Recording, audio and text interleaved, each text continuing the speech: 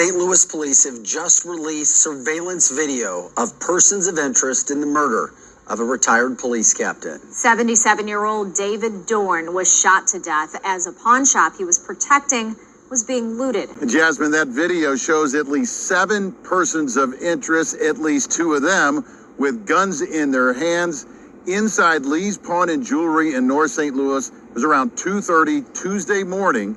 That's around the same time Dorn was shot to death. So we all for protesting, but once you start doing destructive shit, that's a whole nother level, man. I'm sitting here watching young brothers run up in spots with guns out. So you doing a little more than looting. At that point, dog, you coming on a mission. And if somebody try to stop you, you gonna kill them. That's what happened to this man, 77-year-old black man, old captain. Where the protests for that?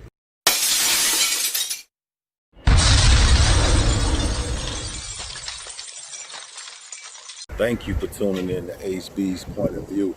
It shows all 7 entering through the shattered glass of the shop's front door during the rioting and looting that followed the earlier peaceful protests of the death of George Floyd at the hands of police in Minnesota 11 days ago. You see these 7 run throughout the store. One appears to have a cut on his left hand. I want to be clear about one damn thing, too. I get no joy out of bringing y'all this type shit, because it's enough images out there, damn near on every TV show, wherever you turn, of young black males doing ignorant shit. But at the same time, silence is approval. So I gotta do my part. This shit is embarrassing to me too. And I hope it embarrasses the fuck out of these youngsters that's doing this stupid shit. Because do the math, man. That's an elder loss. And the future lost with 1 or 3, 5 shots, however many shots it was. So we losing the elder and a young brother that probably got potential if he'll figure this shit out before it's too late. Another points a gun toward the door. The beloved Captain Dorn served 38 years with St. Louis police and then later served as chief of the Moline Acres Police Department. Dorn was a friend of the shop owner and would check on the place when burglar alarms were set off. The Crime Stoppers reward in the case has grown to $46,000. Along with the surveillance video, Crime Stoppers received a Facebook Live post disturbingly showing Dorn's dying moments as the looting continued. See, that's another thing that pisses me off. Go live when you parenting your son or your daughter. Go live when you helping your damn neighbor with something. Everybody go live when it's some destruction or some damn murder or, you know what I mean, somebody getting their damn top knocked off. And we be front and center watching it. I'm guilty too. You know what I'm saying? Make the square shit cool. Make taking in information cool. Use your damn brain, dog, for more than a hat rack. That's what the old head used to tell me, man. Use your brain for more than a hat rack. That's another problem. It ain't no older people telling nobody shit. We just going with the flow. You scared of these youngsters. You scared to go against the grain, tell them something that's gonna benefit them or benefit their family. Man, stand up. We've got to begin to, in the African American community, we've got to look at the level of lawlessness that we accept. So how we supposed to feel about that? He was an ex-captain. Oh, that's right. He with them boys in blue.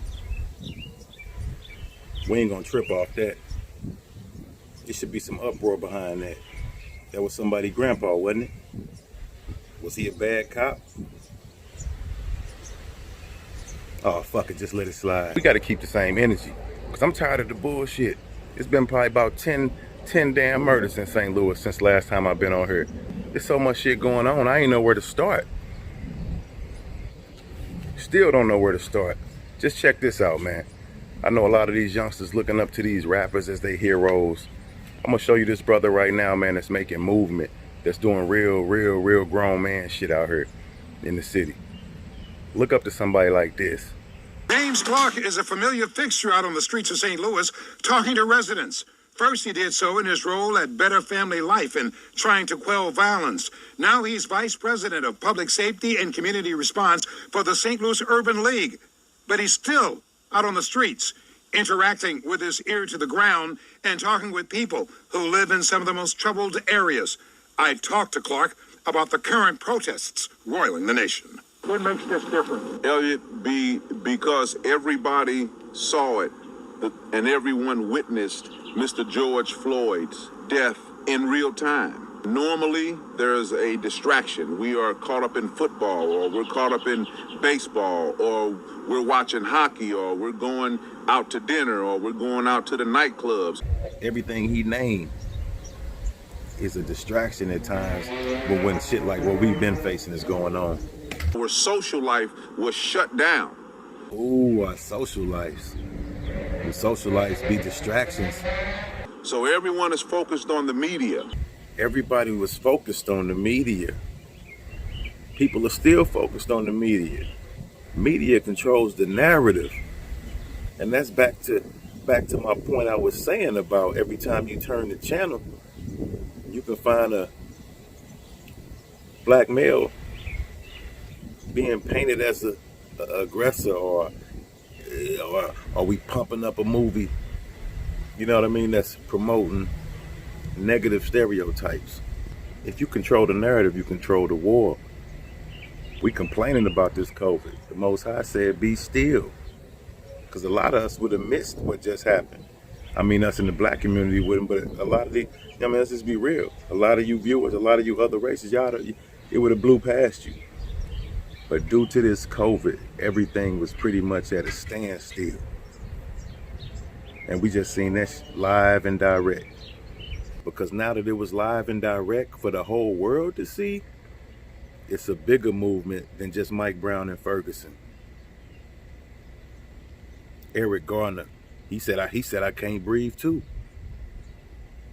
And the list goes on. Everyone is focused on the media. Everyone is looking at what is going on. He says it's been a long time since anyone has seen anything like this. We see white people responding in large numbers because they saw it for the first time. We have Asians responding. So this is the first melting pot protest that we've ever seen in America. We good at getting distracted, caught up in our everyday personal lives, right? But we gotta look at the big picture. Don't wait till nobody get choked the fuck out to start looking at the bigger picture. Divide and conquer's always been a method. You know what I'm saying? It's always been a method. Clark expects the protests to last all summer. He says the key is figuring out what comes of it all. You know, I have expressed this to the St. Louis City Chief, the new county chief, and the chief over in East St. Louis. Police officers have got to begin to make very strong and consistent overtures to the African American community. They just can't show up and interact with the community after someone calls 911 or after someone is pulled over. Clark acknowledges that we've seen a lot of protests before, like in Ferguson in our area back in 2014, although none this big. He says police have to re-engage with the black community in less confrontational ways, like through sporting events or other activities to give the community a chance to know them better. And he says more must be done to persuade the good cops to shine a light on the bad ones. The majority of police officers are good, hard-working men and women. I feel sorry for them that they have to feel the backlash of what a few officers do. Clark says much has to be done on both sides for these protests to result in longer-lasting changes. Everyone has a role. We've got to begin to, in the African American community, we've got to look at the level of lawlessness that we accept.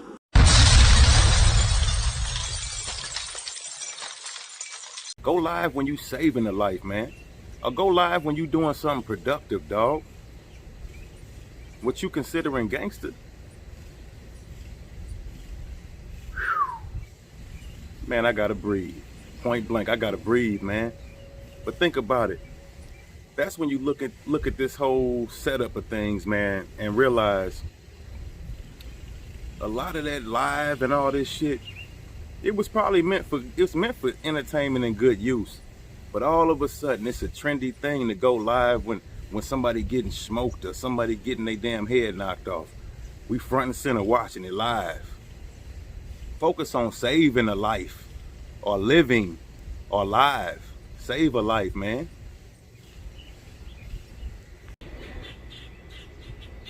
And yeah, I know I be coming across harsh. I felt like cussing today because that's what the youngsters doing anyway. I want you to understand me. Why not? Because that's how they talking anyway. I'm gonna break it down in the layman's terms so I can be understood. And for those, that I offend, I'm sorry.